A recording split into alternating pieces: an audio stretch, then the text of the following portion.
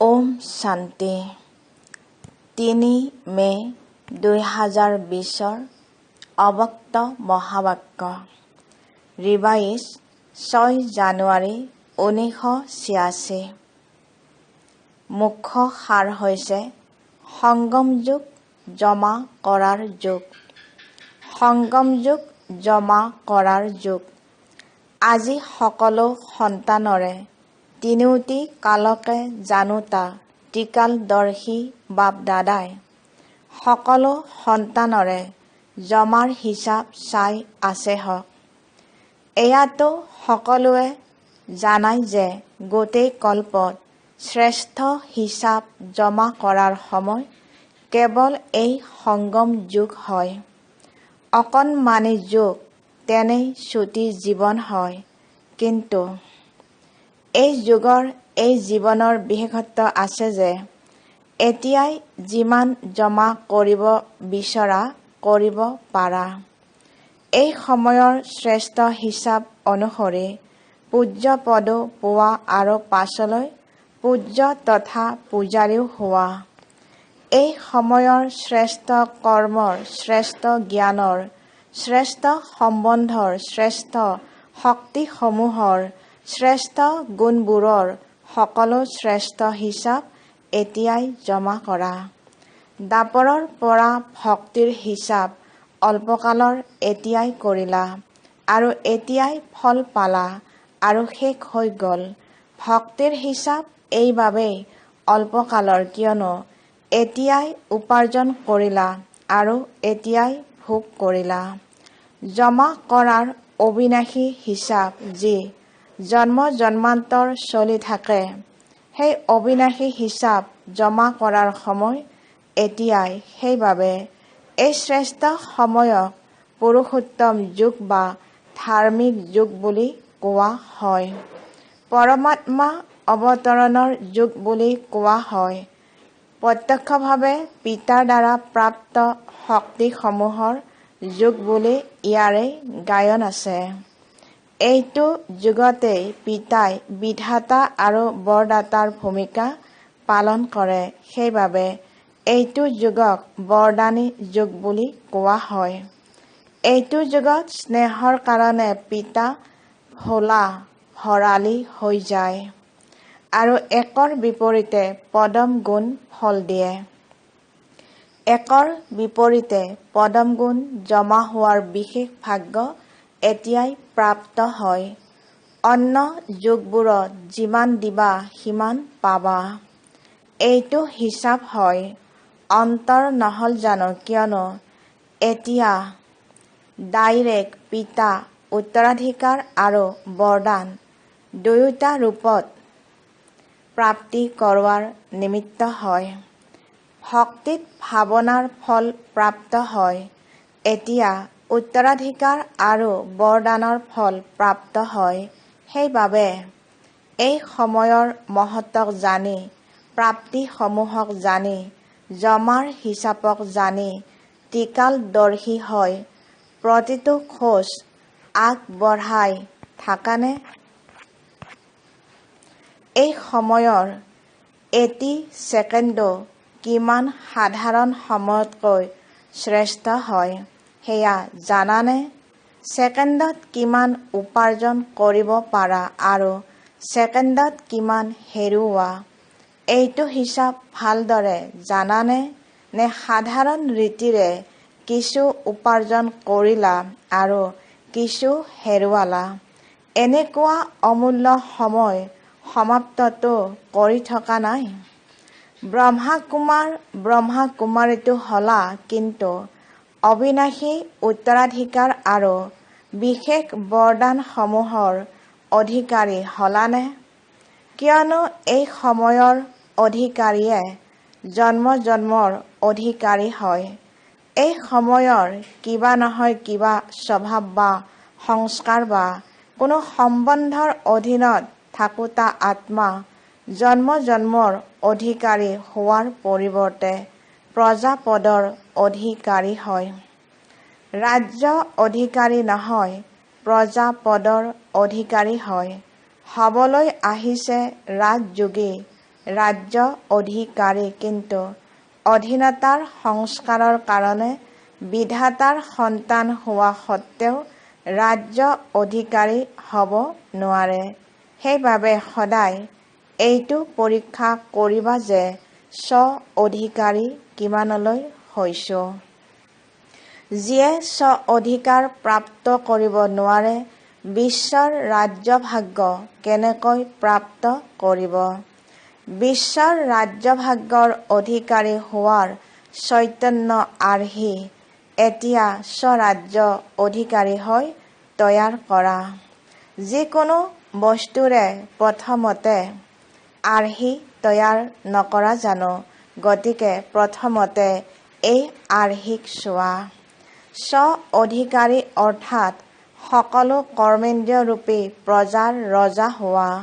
প্ৰজাৰ ৰাজ্য নে ৰজাৰ ৰাজ্য, এইটোতো জানিব পাৰা নহয়নে? যদি প্ৰজাৰ ৰাজ্য তেন্তে ৰজা বুলি কোৱা নহ'ব। প্ৰজাৰ ৰাজ্যত ৰাজবংশ সমাপ্ত হৈ যায়। কোনো এটি কৰ্মেন্দ্ৰিয়ও যদি প্ৰতাৰণা কৰে তেন্তে স্বৰাজ্য অধিকাৰী বুলি কোৱা নহ'ব। এনেকৈও কেতিয়াও নাভাবিবা যে এটা দুটা দুৰ্বলতাটো থাকেই, সম্পূৰ্ণটো অন্তিমতহে হ'মগৈ। কিন্তু বহুকালৰ এটি দুৰ্বলতায়ো সময়ত প্ৰতাৰণা কৰি দিয়ে। বহুকালৰ অধীন হোৱা সংস্কাৰে অধিকাৰী হ'বলৈ নিদিব। সেইবাবে অধিকাৰী অৰ্থাৎ স্ব-অধিকাৰী। অন্তত সম্পূৰ্ণ হৈ যাম, এইটো ভ্ৰমত থাকি নাযাবা।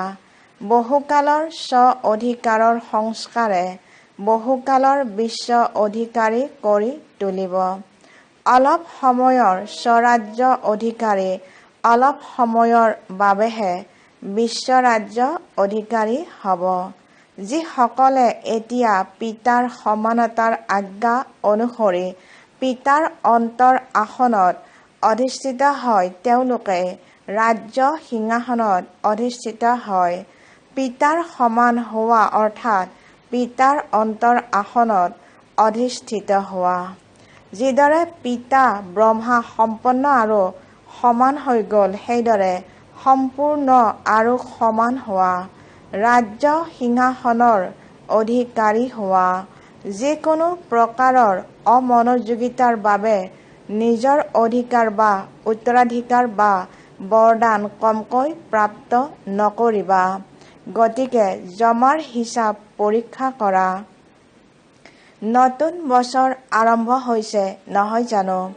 পূৰ্বৰ হিচাপ চেক কৰা আৰু নতুন হিচাপ সময় আৰু পিতাৰ বৰদানৰে যিমান বেছিকৈ পাৰা সিমান বেছি জমা কৰিবা। কেৱল উপাৰ্জন কৰিলা আৰু খালা, এনেকুৱা হিচাপ সৃষ্টি নকৰিবা। অমৃতবেলা যোগযুক্ত হৈ থাকিলা, জমা কৰিলা। ক্লাছত অধ্যয়ন কৰি জমা কৰিলা আৰু পাছত গোটেই দিন পৰিস্থিতিৰ বশীভূত বা মায়াৰ প্ৰহাৰৰ বশীভূত হৈ বা নিজৰ সংস্কাৰৰ বশীভূত হৈ যি জমা কৰিলা, সেয়া যুদ্ধ কৰি বিজয়ী হোৱাত খৰচ কৰিলা, তেন্তে ফলাফল কি হ'ল? উপাৰ্জন কৰিলা আৰু ভোগ কৰিলা, জমা কি হ'ল? সেইবাবে জমাৰ হিচাপ সদায় চেক কৰিবা আৰু বঢ়াই গৈ থাকিবা। এনেয়ে চাৰ্টত কেৱল শুদ্ধ চিন নিদিবা। ক্লাছ কৰিলানে? হয়। যোগ কৰিলানে? কিন্তু সময় অনুসৰি যেনেকুৱা শক্তিশালী যোগ হ'ব লাগে তেনেকুৱা হ'লনে? সময় ভালদৰে অতিবাহিত কৰিলা, বহুত আনন্দ পালা। বৰ্তমানটো হ'ল, কিন্তু বৰ্তমানৰ লগতে জমাও কৰিলানে? ইমান শক্তিশালী অনুভৱ কৰিলানে? চলি আছে, কেৱল এইটো চেক নকৰিবা। যাকেই সোধা কেনেদৰে চলি আছা, তেতিয়া কৈ দিয়ে বহুত ভালদৰে চলি আছো, কিন্তু কোনটো গতিত চলি আছা এইটো চেক কৰা। পৰুৱাৰ চলনেৰে চলি আছা নে ৰকেটৰ চলনেৰে চলি আছা? এইটো বছৰত সকলো কথাত শক্তিশালী হোৱাৰ স্পীড আৰু শতাংশ চেক কৰিবা। কিমান শতাংশ জমা কৰি আছা?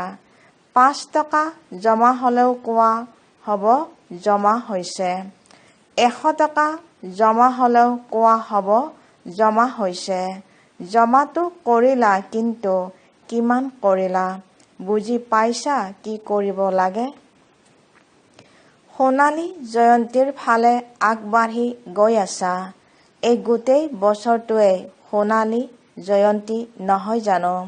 গতিকে চেক কৰা, প্ৰতিটো কথাত সোণালী যুগৰ অৰ্থাৎ শতপ্ৰধান অৱস্থা আছেনে? অথবা শত অৰ্থাৎ ৰূপালী যুগৰ অৱস্থা আছে? পুৰুষাৰ্থও শতপ্ৰধান সোণালী যুগৰ হওক, সেৱাও সোণালী যুগৰ হওক, অলপো যাতে পুৰণি সংস্কাৰৰ অশুদ্ধি মিহলি নহয়। আজিকালি যেনেকৈ ৰূপৰ ওপৰতো সোণৰ পানীৰ প্ৰলেপ দিয়ে, এনেকুৱা যাতে নহয়। বাহিৰৰ পৰাতো সোণ যেন লাগে, কিন্তু ভিতৰত কি হয়? মিক্স বুলি কোৱা হ'ব নহয় জানো? গতিকে সেৱাটো যাতে অভিমান আৰু অপমানৰ খাদ যাতে মিক্স নহয়, ইয়াকে সোণালী যুগৰ সেৱা বুলি কোৱা হয়। স্বভাৱতো ঈৰ্ষা, নিজকে সিদ্ধ কৰাৰ আৰু জেদৰ ভাৱ যাতে নাথাকে। এয়া হৈছে খাদ। এই খাদবোৰক সমাপ্ত কৰি সোণালী যুগৰ স্বভাৱৰ হোৱা। সংস্কাৰত সদায় হয় হুজুৰ, যেনেকুৱা সময় যেনেকুৱা সেৱা, তেনেকৈ নিজক খাপ খুৱাই ল'ব লাগে, অৰ্থাৎ প্ৰকৃত সোণ হ'ব লাগে। মই মল্ড হ'ব লাগে, অৰ্থাৎ খাপ খুৱাই ল'ব লাগে। অন্যায় কৰিলে তেতিয়া মই কৰিম, এয়া জেদ হৈ যায়। এয়া প্ৰকৃত সোণ নহয়। এই খাদবোৰ সমাপ্ত কৰি সোণালী যুগৰ হোৱা। সম্বন্ধত সদায় প্ৰত্যেক আত্মাৰ প্ৰতি শুভ ভাৱনা, কল্যাণৰ ভাৱনা হওক, স্নেহৰ ভাৱনা হওক, সহযোগৰ ভাৱনা হওক, যেনেকুৱাই ভাৱ স্বভাৱৰ নহওক, কিন্তু তোমালোকৰ সদায় শ্ৰেষ্ঠ ভাৱ হওক। এই সকলোবোৰ কথাত চব পৰিৱৰ্তন কৰা মানে সোণালী জয়ন্তী পালন কৰা, খাদবোৰ জ্বলোৱা, অৰ্থাৎ সোণালী জয়ন্তী পালন কৰা। বুজি পালা? বছৰটিৰ আৰম্ভণি সোণালী যুগৰ স্থিতিৰে কৰা। সহজ নহয় জানো? শুনাৰ সময়ততো সকলোৱে ভাবে যে কৰিবই লাগিব, কিন্তু যেতিয়া সমস্যা সন্মুখত আহে তেতিয়া ভাবে এয়াতো বহুত কঠিন। সমস্যাৰ সময়ত স্বৰাজ্য অধিকাৰী ভাৱৰ অধিকাৰ দেখুওৱাৰে সময় হয়। আক্ৰমণৰ সময়তহে বিজয়ী হোৱা যায়। পৰীক্ষাৰ সময়তহে 1 নম্বৰ হোৱাৰ সময় হয়। সমস্যা স্বৰূপ নহবা, কিন্তু সমাধান স্বৰূপ হোৱা। বুজি পালা? এই বছৰটোত কি কৰিব লাগিব? তেতিয়াহে সোণালী জয়ন্তীৰ সমাপ্তি সম্পন্ন হোৱাৰ সোণালী জয়ন্তী বুলি কোৱা হ'ব। আৰু কি নবীনতা কৰিবা? বাপ দাদাৰ ওচৰত সকলো সন্তানৰ সংকল্পটো আহি পায়েই। প্ৰগ্ৰামৰ ক্ষেত্ৰতো কি নবীনতা কৰি দেখুৱাবা? সোণালী চিন্তা শুনোৱাৰ বিষয় ৰাখিছা নহয়? সোণালী সংকল্প, সোণালী বিচাৰ, যিয়ে সোণ কৰি তুলিব আৰু সোণালী যুগ আনিব, এইটো টপিক ৰাখিছা নহয়নে বাৰু? আজি বতনত এইটো বিষয়ৰ ওপৰত যি বাৰ্তালাপ হ'ল, সেয়া পাছত শুনাম বাৰু। সকলো উত্তৰাধিকাৰ আৰু বৰদানৰ ডবল অধিকাৰী ভাগ্যৱান সন্তানসকলক সদায় স্বৰাজ্য অধিকাৰী শ্ৰেষ্ঠ আত্মাসকলক সদায় নিজক সোণালী যুগৰ স্থিতিত স্থিত কৰোঁতা প্ৰকৃত সোণ সন্তানসকলক সদায় স্ব-পৰিৱৰ্তনৰ লগনেৰে বিশ্ব পৰিৱৰ্তনত আগবাঢ়োতা বিশেষ আত্মাসকলক বাপ দাদাৰ স্নেহপূৰ্ণ স্মৰণ আৰু নমস্কাৰ। এনেকুৱা বিশেষতাৰে পৰিপূৰ্ণ কৰা বাপ দাদাকো আমি সন্তানসকলৰ স্নেহপূৰ্ণ স্মৰণ আৰু নমস্কাৰ। মিটিঙত অহা ডাক্তৰসকলৰ লগত অৱক্ত বাপ দাদাৰ সাক্ষাৎ। নিজৰ শ্ৰেষ্ঠ উৎসাহ উদ্দীপনাৰ দ্বাৰা অনেক আত্মাক সদায় আনন্দিত কৰি তোলাৰ সেৱাত লাগি আছা নহয়? ডাক্তৰৰ বিশেষ কাৰ্যই হৈছে প্ৰত্যেক আত্মাকে আনন্দ দিয়া। প্ৰথম ঔষধ হৈছে আনন্দ। আনন্দই আধা বেমাৰ শেষ কৰি দিয়ে। গতিকে আত্মিক ডাক্তৰ অৰ্থাৎ আনন্দৰ ঔষধ দিওঁতা তেন্তে এনেকুৱা ডাক্তৰ হোৱা নহয়নে? এবাৰো যদি আত্মাসকলৰ আনন্দৰ ৰেঙনি অনুভৱ হৈ যায় তেন্তে সেই আত্মাসকলে সদায় আনন্দৰ ৰেঙনিৰে আগলৈ উৰি গৈ থাকিব। গতিকে সকলোকে ডাবল লাইট কৰি উৰুৱা ডাক্তৰ হোৱা নহয়নে? তেওঁলোকে বিচনাৰ পৰা উঠাই দিয়ে, বিচনাত শুই থকা ৰোগীক উঠাই দিয়ে, চলিব পৰা কৰি তোলে। তোমালোকে পুৰণি সৃষ্টিৰ পৰা উঠাই নতুন সৃষ্টিত বহুৱাই দিয়া। এনেকুৱা পৰিকল্পনা কৰিছা নহয়নে? আত্মিক সঁজুলি ব্যৱহাৰ কৰাৰ পৰিকল্পনা বনাইছানে? বেজী কি, বড়ি কি, তেজ দিয়া মানে কি, এই সকলো আত্মিক সাধন প্ৰস্তুত কৰিছানে? কাৰোবাক যদি তেজ দিয়াৰ আৱশ্যক হয় তেন্তে কি আত্মিক তেজ দিব লাগে? হৃদৰোগীক কোনবিধ ঔষধ দিব লাগে? হৃদৰোগী অৰ্থাৎ হতাশগ্ৰস্ত ৰোগী। গতিকে আত্মিক সামগ্ৰী লাগে। যিদৰে তেওঁলোকে নতুন নতুন আৱিষ্কাৰ কৰে, তেওঁলোকে বিজ্ঞানৰ সাধনেৰে আৱিষ্কাৰ কৰে, তোমালোকে শান্তিৰ সাধনেৰে চিৰকালৰ বাবে নিৰোগী কৰি তোলা। যিদৰে তেওঁলোকৰ ওচৰত গোটেই তালিকা আছে, এইটো এইটো সঁজুলি আছে, এনেদৰে তোমালোকৰো লিষ্টখন দীঘলীয়া হ'ব লাগে। এনেকুৱা ডাক্তৰ হোৱা, সৰ্বদা স্বাস্থ্যৱান কৰি তোলাৰ ইমান ভাল সাধন থাকিব লাগে। নিজৰ এনেকুৱা পেচা কৰি লৈছানে? সকলো ডাক্তৰে নিজৰ নিজৰ স্থানত এনেকুৱা সদা স্বাস্থ্যৱান, সদা ধনৱান কৰি তোলাৰ বোৰ্ড লগাইছানে? যিদৰে তোমালোকৰ সেই পেচাৰ কথা লিখা, সেইদৰে এনেকুৱা লিখনি থাকিব লাগে যি লিখনি দেখি বুজিব যে এয়া কি হয়। ভিতৰলৈ গৈ চাওঁ। আকৰ্ষণ কৰিব পৰা বোৰ্ড হওক। লিখনিয়ে এনেকুৱা হওক যাতে পৰিচয় নোলোৱাকৈ কোনেও থাকিব নোৱাৰে। বেলেগে মতাৰ কোনো আৱশ্যকতা থাকিব নালাগে। কিন্তু নিজেই তোমালোকৰ আগত নিবিচাৰিলেও যাতে আহি যায়, এনেকুৱা বোৰ্ড হওক।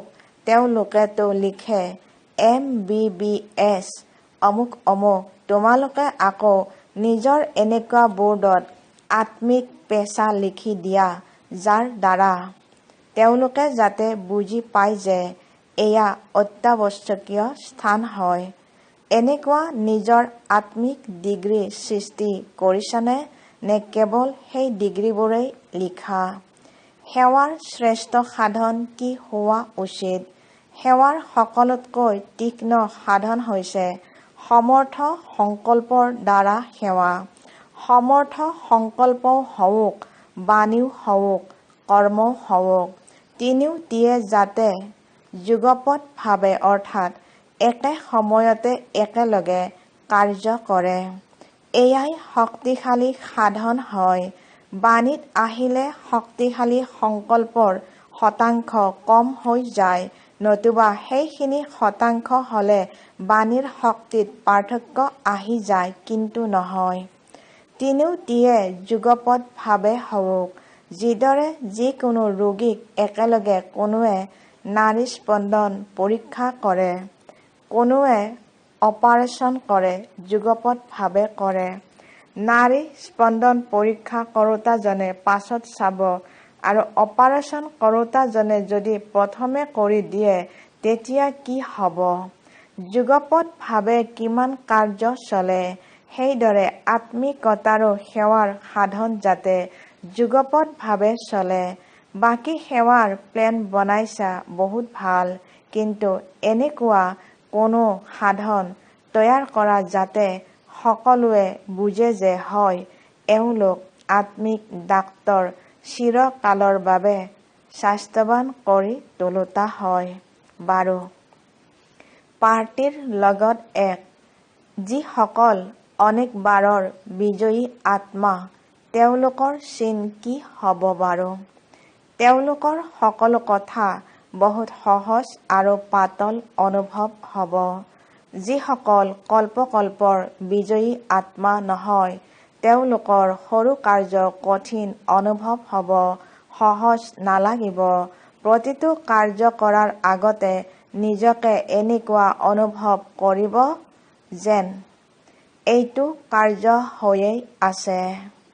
হ'ব নে নহ'ব, এইটো প্ৰশ্ন উদয় নহ'ব, হৈয়েই আছে। এইটো উপলব্ধি সদায় থাকিব।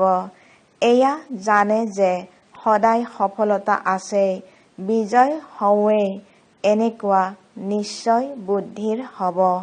কোনো কথাই নতুন যেন নালাগিব, বহুত পুৰণি কথা। এইটো স্মৃতিৰে নিজকে আগবঢ়াই লৈ গৈ থাকিব। ২. ডাবল লাইট হোৱাৰ চিন কি হ'ব বাৰু? ডাবল লাইট আত্মাসকলে সদায় সহজে উড়ন্ত কলাৰ অনুভৱ কৰে। কেতিয়াবা থমকি ৰোৱা, কেতিয়াবা উৰা, এনেকুৱা নহয়। সদায় উড়ন্ত কলাৰ অনুভৱী এনেকুৱা ডাবল লাইট আত্মাসকলহে দ্বৈত মুকুটৰ অধিকাৰী হয়। ডাবল লাইটধাৰীয়ে স্বতঃ উচ্চ স্থিতিৰ অনুভৱ কৰে। যি পৰিস্থিতিয়েই নাহক স্মৃতিত ৰাখিবা, মই ডাবল লাইট হওঁ। সন্তান হৈ গলা অৰ্থাৎ পাতল হৈ গলা, কোনো বোজা উঠাব নোৱাৰা। ভাল বাৰু, ওম শান্তি। আজিৰ বৰদান। শুভ চিন্তন আৰু শুভ চিন্তক স্থিতিৰ অনুভৱৰ দ্বাৰা পিতা ব্ৰহ্মাৰ সমান মাষ্টাৰ দাতা হোৱা। শুভ চিন্তন আৰু শুভ চিন্তক স্থিতিৰ অনুভৱৰ দ্বাৰা পিতা ব্ৰহ্মাৰ সমান মাষ্টাৰ দাতা হোৱা। বিস্তাৰত বাবাই কৈছে, পিতা ব্ৰহ্মাৰ সমান মাষ্টাৰ দাতা হ'বৰ বাবে ঈৰ্ষা, ঘৃণা আৰু সমালোচনা, এই তিনিওটি কথাৰ পৰা মুক্ত হৈ থাকি সকলোৰে প্ৰতি শুভ চিন্তক হোৱা আৰু শুভ চিন্তন স্থিতিৰ অনুভৱ কৰা। কিয়নো যাৰ ঈৰ্ষাৰ অগ্নি আছে, তেওঁ নিজেও জ্বলে আৰু অন্যকো অশান্ত কৰে। ঘৃণা কৰাসকল নিজেও অৱনমিত হয় আৰু অন্যকো অৱনমিত কৰে। আৰু ধেমালিতে সমালোচনা কৰোঁতাসকলে আত্মাক সাহসীন কৰি দুখী কৰে। সেইবাবে এই তিনিওটি কথাৰ পৰা মুক্ত হৈ থাকি শুভ চিন্তক স্থিতিৰ অনুভৱৰ দ্বাৰা দাতাৰ সন্তান, মাষ্টাৰ দাতা হোৱা।